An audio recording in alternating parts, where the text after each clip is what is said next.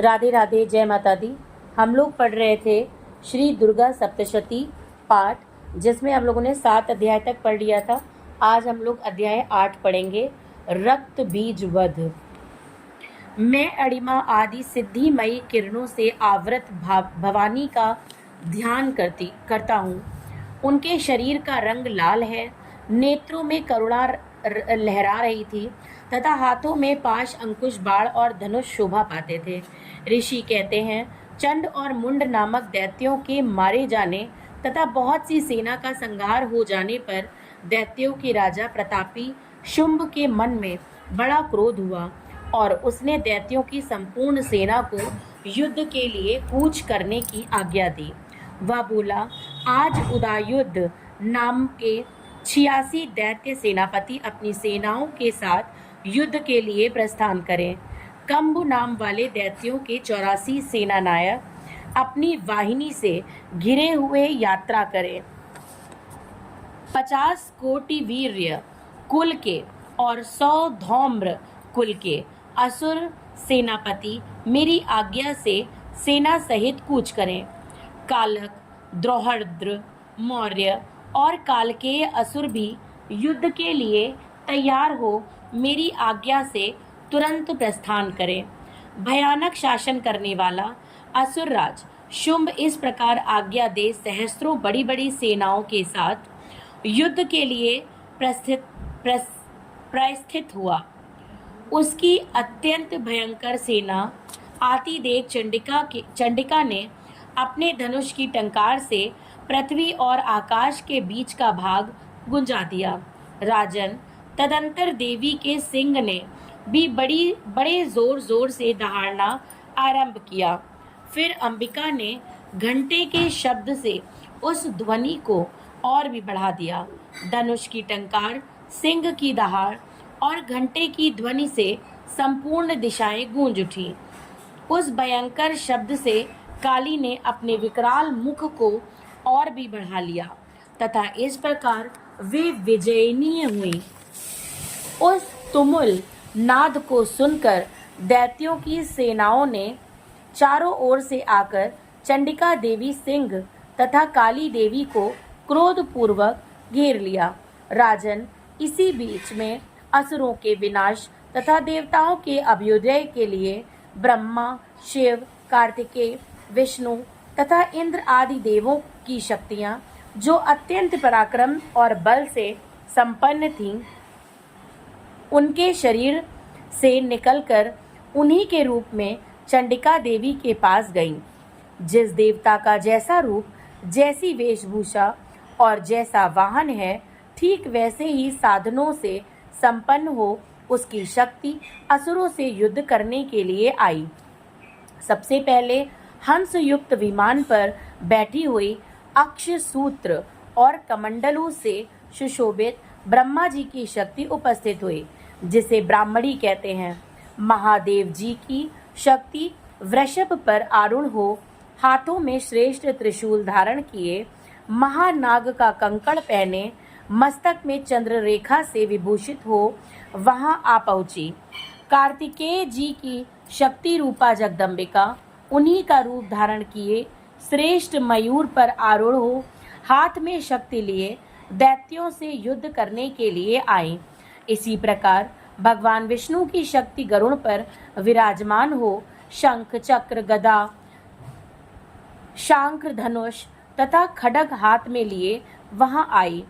अनुपम यज्ञ वाराह का रूप धारण करने वाले श्रीहरि की जो शक्ति है, वह भी वाराह शरीर धारण करके वहां उपस्थित हुई। नारसिंही शक्ति भी नृसिंह के समान शरीर धारण करके वहां आई। उसकी गर्दन के बालों के झटके से आकाश के तारे बिखरे पड़ते थे। इसी प्रकार इंद्र की शक्ति वज्र हाथ में लिए गजराज ऐरावत पर बैठकर आई। उसके भी सहस्त्र नेत्र थे। इंद्र का जैसा रूप है, वैसा ही उसका भी था। तदंतर उन देव शक्तियों से घिरे हुए महादेव जी ने चंडिका से कहा, मेरी प्रसन्नता के लिए तुम शीघ्र ही इन असुरों का संहार करो। तब देवी के शरीर से अत्यंत भयानक और परम उग्र चंडिका शक्ति प्रकट हुई, जो सैकड़ों गीदड़ियों की भांति आवाज करने लगी थी।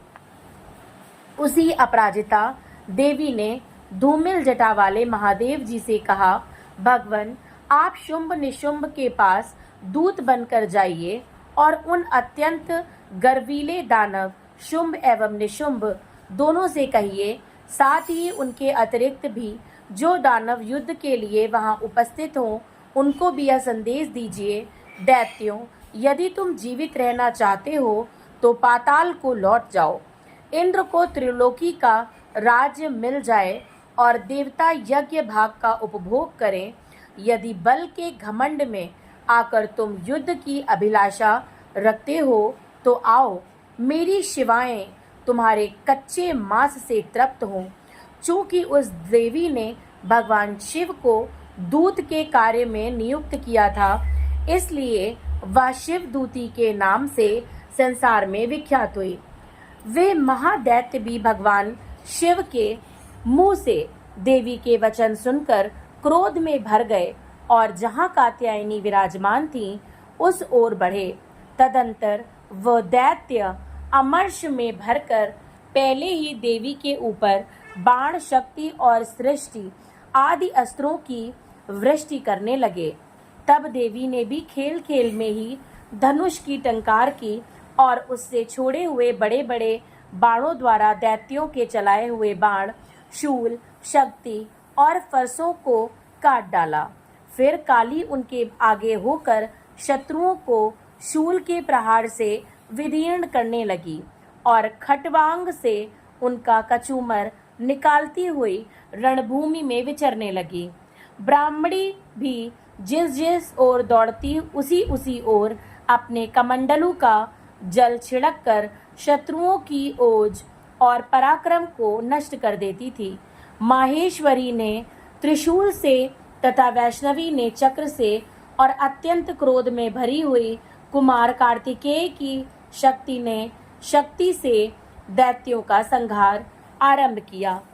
इंद्र शक्ति के वज्र प्रहार से विदीर्ण हो सैकड़ों दैत्य दानव शक्ति की धारा बहाते हुए पृथ्वी पर सो गए।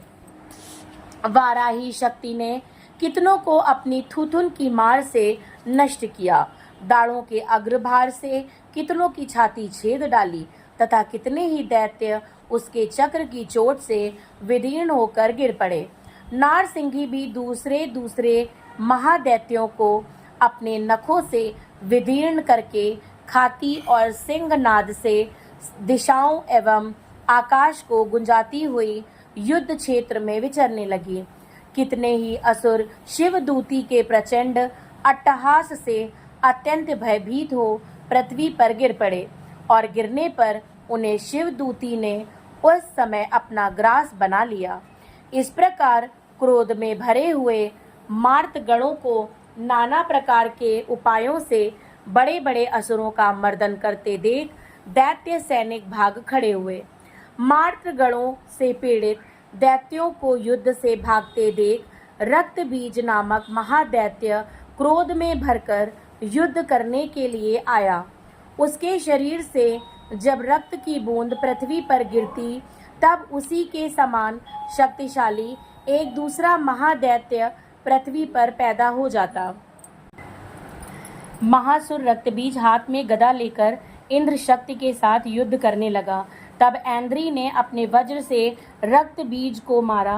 वज्र से घायल होने पर उसके शरीर से बहुत सा रक्त चूने लगा और उससे उसी के समान रूप तथा पराक्रम वाले योद्धा उत्पन्न होने लगे। उससे शरीर से रक्त की जितनी बूंदें गिरी उतने ही पुरुष उत्पन्न हो गए। वे सब रक्त बीज के समान ही वीर्यवान, बलवान तथा पराक्रमी थे। वे रक्त से उत्पन्न होने वाले पुरुष भी अत्यंत भयंकर अस्त्र शस्त्रों का प्रहार करते हुए वहां मार्तगणों के साथ घोर युद्ध करने लगे। पुनः वज्र के प्रहार से जब उसका मस्तक घायल हुआ तब रक्त बहने लगा और उससे हजारों पुरुष उत्पन्न हो गए। वैष्णवी ने युद्ध में रक्त बीज पर चक्र का प्रहार किया तथा ऐंद्री ने उस दैत्य से सेनापति को गदा से चोट पहुंचाई। वैष्णवी के चक्र से घायल होने पर उसके शरीर से जो रक्त बहा और उससे जो उसी के बराबर आकार वाले सहस्रों महादैत्य प्रकट हुए, उनके द्वारा संपूर्ण जगत व्याप्त हो गया। कौमारी ने शक्ति से, वाराही ने खड्ग से और महेश्वरी ने त्रिशूल से महादैत्य रक्तबीज को घायल किया। क्रोध में भरे हुए उस महादैत्य रक्तबीज ने भी गदा से सभी मात्र शक्तियों पर पृथक पृथक प्रहार किया। शक्ति और शूल आदि से अनेक बार घायल होने पर जो उसके शरीर से रक्त की धारा पृथ्वी पर गिरी, उससे भी निश्चय ही सैकड़ों असुर उत्पन्न हुए। इस प्रकार उस महादैत्य के रक्त से प्रकट हुए असुरों द्वारा संपूर्ण जगत व्याप्त हो गया। इससे उन देवताओं को बड़ा भय हुआ। देवताओं को उदास देख चंडिका ने काली से शीघ्रता पूर्वक कहा, चामुंडे, तुम अपना मुख और भी फैलाओ तथा मेरे शस्त्रपात से गिरने वाले रक्त बिंदुओं और उनसे उत्पन्न होने वाले महादैत्यों को तुम अपने इस उतावले मुख से खा जाओ। इस प्रकार रक्त से उत्पन्न होने वाले महादैत्यों का भक्षण करती हुई तुम रण में विचरती रहो। ऐसा करने से उस दैत्य का सारा रक्त क्षीण हो जाने पर वह स्वयं भी नष्ट हो जाएगा। उन भयंकर दैत्यों को जब तुम खा जाओगी, तब दूसरे नए दैत्य उत्पन्न नहीं हो सकेंगे। काली से यूं कहकर चंडिका देवी ने शूल से रक्तबीज को मारा और काली ने अपने मुख में उसका रक्त ले लिया। तब उसने वहां चंडिका पर गदा से प्रहार किया, किंतु उस गदापात ने देवी को तनिक भी वेदना नहीं पहुंचाई। रक्तबीज के घायल शरीर से बहुत सा रक्त गिरा, किंतु ज्यों ही वह गिरा त्यों ही चामुंडा ने उसे अपने मुख में ले लिया।